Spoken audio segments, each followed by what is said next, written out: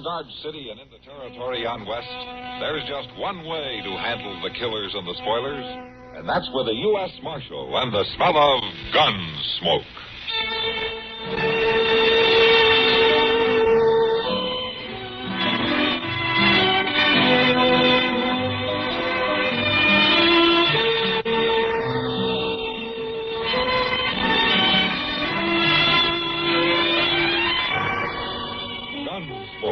Starring William Conrad, the story of the violence that moved west with young America, and the story of a man who moved with it. I'm that man, Matt Dillon, United States Marshal. The first man they look for and the last they want to meet. It's a chancy job, and it makes a man watchful and a little lonely.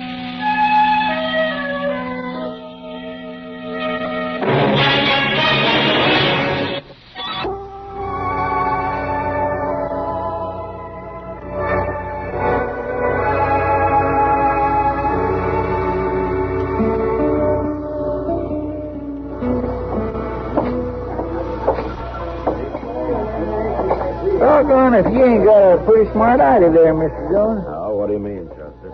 Well, fixing up the back of his wagon that way with that flare of pianers, that thing that drops down and makes a platform to stand on and feel at the crowd. That took some thinking to do, to think of that. Well, he better go on thinking to figure out some new place to set it up. I don't want nobody to miss this. He's about to start his selling talk. Yeah. Oh, we'll wait till he finishes.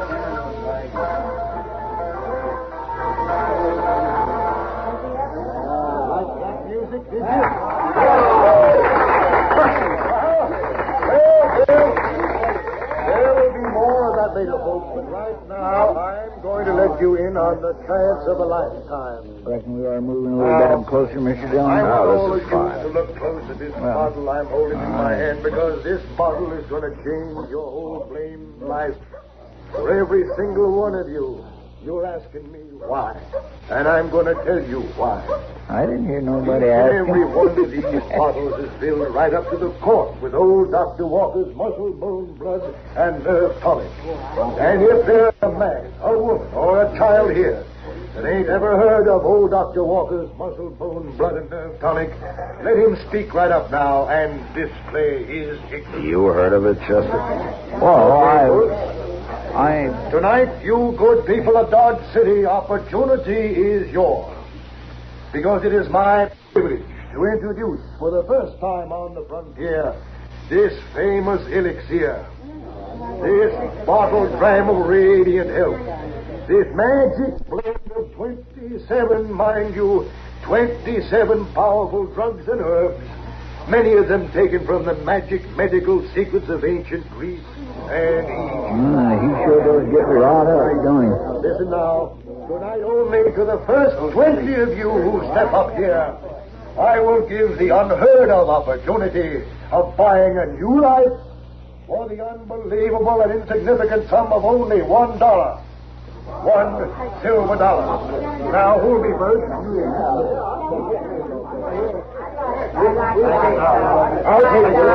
You gonna tell him now, Mr. Jones? No, wait till he finishes with his customers here. Well, Mr. Jones? Yeah. Could I borrow $1 to payday?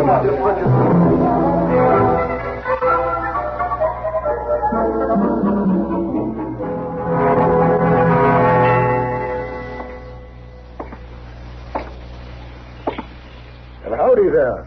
Just a minute, sir. I have to get you a bottle out of the wagon. No, I'm not a customer. My name's Dillon, Matt Dillon. I'm a U.S. Marshal here in Dodge. Oh, I see. Well, What is it, Harte? it's the law, Meg. Oh. My name is Harte Finney, Marshal. Meg, this is Marshal Dillon. This is my wife. Pleased to meet you, man. What do you want with us? Now, Meg. Marshal, I know how some of these tonics people sell are, but this one of mine is different. I'll swear to that. Well, that's not quite what I mean. I had bad health, Marshal. That's why we had to leave Virginia and take up this kind of work. Live out in the open, the doctor said. And I'll tell you, I've been taking this tonic myself regular. And it helps, too. I feel a dang sight better than I ever did. Well, I'm glad to hear that, Mr. And the Fenny. price ain't out of line either. It cost me 60 cents a bottle cash laid down in Kansas City.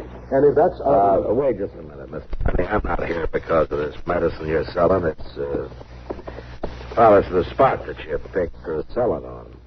This place? Mm-hmm. What's the matter with it? It's common-held land, ain't it? No, it belongs to a man named Grant Medford, a saloon keeper here in Dodge. But I asked a couple of people, and they said it was public.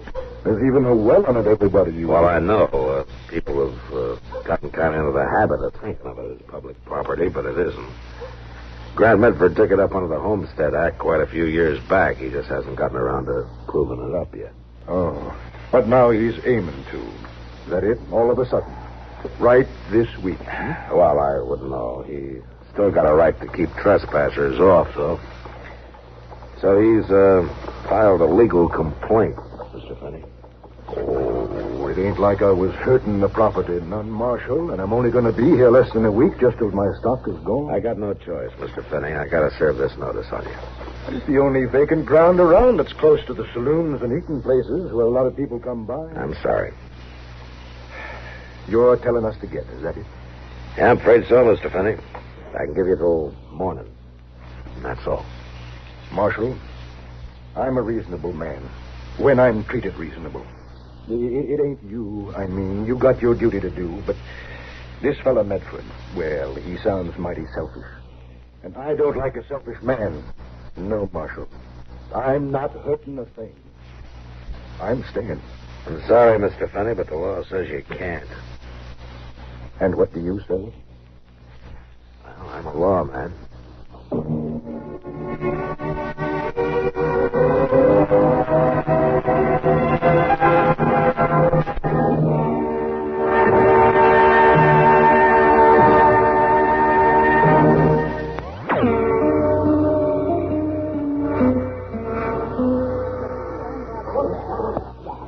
Let me have a refill of that rye whiskey there, Kitty.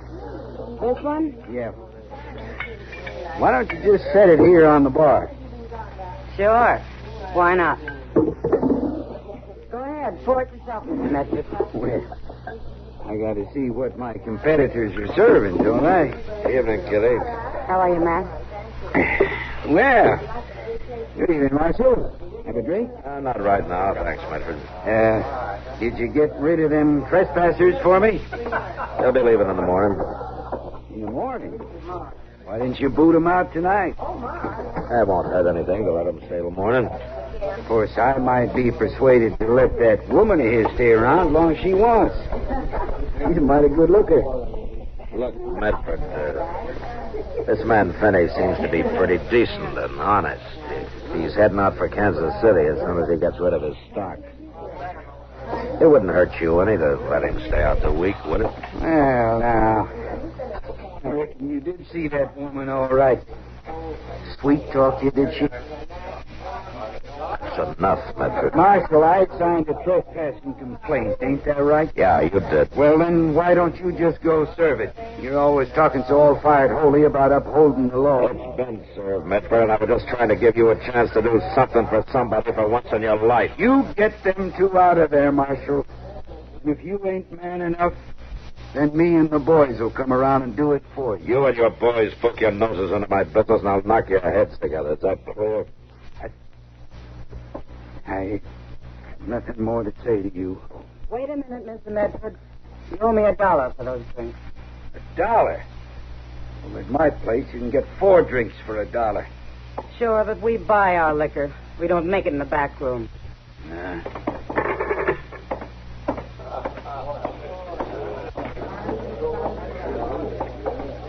Well, now, Matt. What seems to be the trouble here? You ought to know, Doc. You and Chester have been standing there hanging on every word, flapping your ears like a pair of jackasses. Oh, now don't you go taking it out on us just because you're riled up at Grant Medford. That man's got me riled up, too, Doc. Well, by all rights, I ought to be trying to run this Finney out of town myself. You know, he's going to hurt my practice. But that stuff makes everybody as healthy as he claims it will. And I noticed you bought a bottle from him yourself, Doc. I did. Oh, yes, of course. Yes. Well, Like I was saying to Chester, I wanted to find out what was in it, you understand. See if it was harmful or not, that's all. If you ask me, there ain't nothing harmful about it. I bought myself 2 pints of it. Oh, yes, you drink anything as long as they put it up in a bottle. Just the same, Doc, it's got a mighty pleasant taste to it. It ought to. It's 20% alcohol. See, Matt, Grant Medford's a cheap, crooked skinflint. And everybody in town knows it.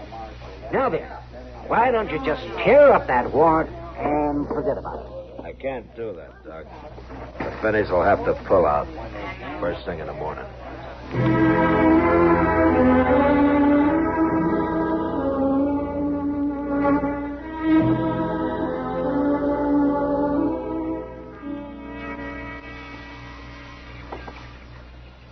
I don't know where he is. And I ain't lying to you, Marshal. I didn't say you were, Miss Finney. I'd tell you if I knowed, but I just don't know. At least, not exactly. Well, he must have told you something before he left, didn't he? Well, sure he did. Just like I said. You're to wait here till he gets back. Now, he knew the 2 of you were to be off this property the first thing this morning. Oh, he knowed it, all right. He'll be here. Any minute now, Marshal. Miss Finney, how do you know he'll be here if you don't even know where he went? I didn't say that. I said I didn't know where he was right this minute. Then tell me where he went. I can't tell you, Marshal. Harte said not to. Well, he said he'd explain you all about it himself. And anything Harte says me to do, I do. Look, ma'am, I know loyalty's a fine thing, but I served an eviction notice on you 2 last night, and you've got to abide by it. Your feelings are, well, mine either. Don't enter into it. It's all right, Marshal. It's all right. She was only doing what she was told to. Where'd you been, Penny? Over to see that judge of yours. What's his name? Judge Ben? Yeah, that's it, Ben. He's a mighty fine man. Open-minded and fair. Knows the law, too. Well, he gave me a paper here, Marshal. I reckon maybe you ought to take a look at it. Uh-huh. Kind of think something like this ought to hold up. Provided, of course, you're a mind to enforce the law the same for out-of-towners as you do for Dodge City folks. The man's right. He's right, Mr. Finney, no matter where he comes from. Then you will back up this here piece of paper? Well, it might take some doing. Grant Medford's a hard man, and he's got some mighty tough boys working for him. Marshal, maybe the law here can't be bought out. But could it maybe get scared out? Why don't you just wait, Mr. Finney, and you'll see.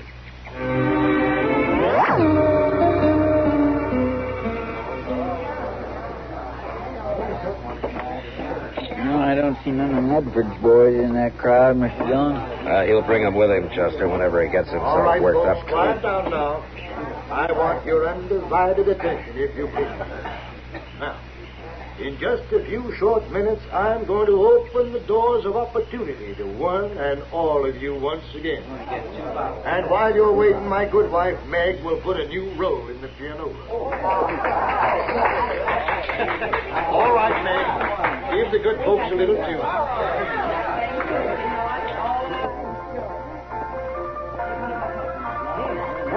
Hello, Matt. Chester? Doc. You brought yourself a little extra help. Grant Medford will have 8 or 10 men with him. I told him the same thing, Now, Doc. you're almost right, Doc. He's got 9 men with him. Huh? What do you fancy, sir? Oh, yes, by golly. There they come. Marshal. He's coming down the street there. I figured I'd better strap my gun on and come down here and help you. You can unstrap it, Mr. Finney, and get back over to that wagon and run your show. I ain't never asked another man to fight my battles yet, Marshal. In this case, it's the law fighting them. Go on now. You get into this with a gun in your belt, it's the same as asking for a shooting, so you stay out of it. All right, Marshal. Come on, Chester. We'll walk out to the street and meet him. Yes, sir. Matt. You stay out of it, too, Doc. I will in a pig's eye. Old Medford looks mighty upset, Mr. Dillon. Yeah, well, I imagine he is. He's had all day to get that way. What's the meaning of this, Marshal? All right, that's far enough, you men. How come you ain't enforced that warrant, Marshal? How come you didn't kick these trespassers off my property? I'm afraid it'd be against the law, Medford. Against the law? It turns out it's not your property after all. What are you talking about? The fact that Harte, Finney, and Judge Bent put their heads together this morning and came up with a writ of injunction. Here, you can take a look at it if you want. Seems this ground's public domain. What kind of finagling you trying to pull off? I took up this land 8 years ago. That's right, Medford. But you didn't build on it and you didn't prove it up. And according to Judge Bent, unimproved land that's left open to public use without protest for 5 years or more reverts to public domain. Judge Bent's out of his mind. That well over there has been used by everybody in town for the last 6 years. And Judge Bent figures that's plenty of public use to wipe out your claim to the title. You hear that, boy? Shyster Carnival Barker turns out to be a squatter. A low-down land grabber. Now, wait a minute, Medford. Finney hasn't grabbed anything. Now he's got the law stringing along with him. Boys, maybe. Or perhaps he got that pretty-faced wife of his to sweet-talk the Marshal. Now, I warned you about that once, Medford. All right, come on, get up. You're not hurt that bad. Sure, Marshal. I talk big, too. I was a gunslinger, talking to a businessman I knew couldn't begin to outdraw me. Uh-huh. You got some kind of suggestion you want to make? Sure. Sure, you take off that gun. I'll break you in two. Chester. Yes, sir? First one of Medford's men that makes a move, blow a hole in him with that shotgun. Yes, sir, Mr. Dillon. Here, Doc. Hold my gun belt, will you? I sure will, Matt. All right, Mr. Medford. Start breaking. And I'm ready. I've been waiting for a chance like this. Watch out for his spurs, Matt. Good. You ain't broken anything yet but a handful of your own.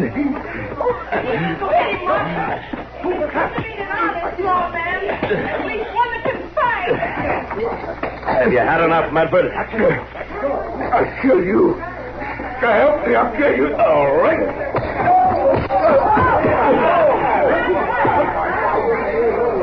All right. You men who work for him. Any of you want to take up where he left off? Then pack him down the street and soak him in that horse trough. He can't lie here all night. Go on.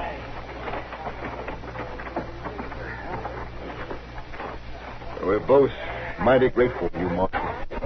Oh, forget it, Mr. Finney. It'd have happened sooner or later, even if you hadn't been here.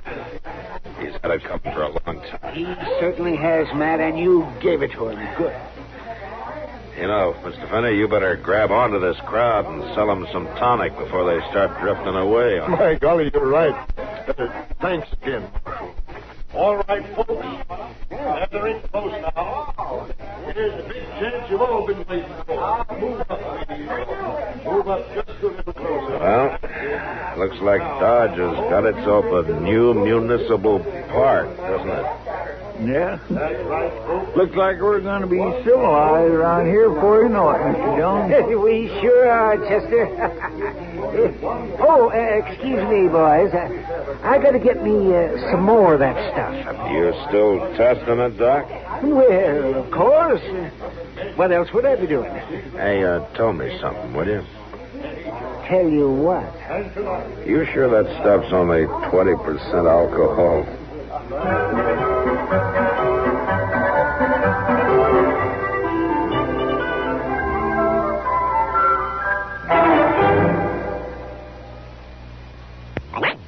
Thank you, George. You know, it was just 5 years ago this month that Matt Dillon, Chester, Kitty, and Doc first walked along the plaza in Dodge City, Kansas. And there's one very good reason why you still find them living there in that wild camp at the edge of the high plains. CBS Radio's listeners seem to want it that way. It's our feeling that perhaps no period in American history has given birth to so many giants, legendary or historical, as those fabulous frontier years. We like to think that Gunsmoke has had a part in portraying it. We've tried for as much truth as good drama will allow and as research will furnish. And we like to think also that radio brings you the full flavor of this Old West. Matt Dillon's little asides to Chester Proudfoot can conjure up vivid pictures of, the Kansas plains, the sod huts, the great herds of Texas cattle, the heat, the mud, the buffalo skinners, and the lonely ranging bands of Indians, all of which have long since vanished from the American scene. So, on this, our 5th anniversary, may we sincerely thank you for your interest, which, after all, made the whole thing possible. Gunsmoke, produced and directed by Norman Macdonnell, stars William Conrad as Matt Dillon, U.S. Marshal. The story was specially written for Gunsmoke by Les Crutchfield, with editorial supervision by John Meston. The Gunsmoke theme was composed by Rex Corey. Sound patterns by Tom Hanley and Bill James. Featured in the cast were John Daner, Vic Perrin, and Virginia Gregg. Harley Bear is Chester, Howard McNear is Doc, and Georgia Ellis is Kitty. William Conrad, co-starring with Academy Award winner Anthony Quinn, may soon be seen in his own production of The Ride Back for the Associates and Aldrich, a United Artists release. Join us again next week for another story on Gunsmoke.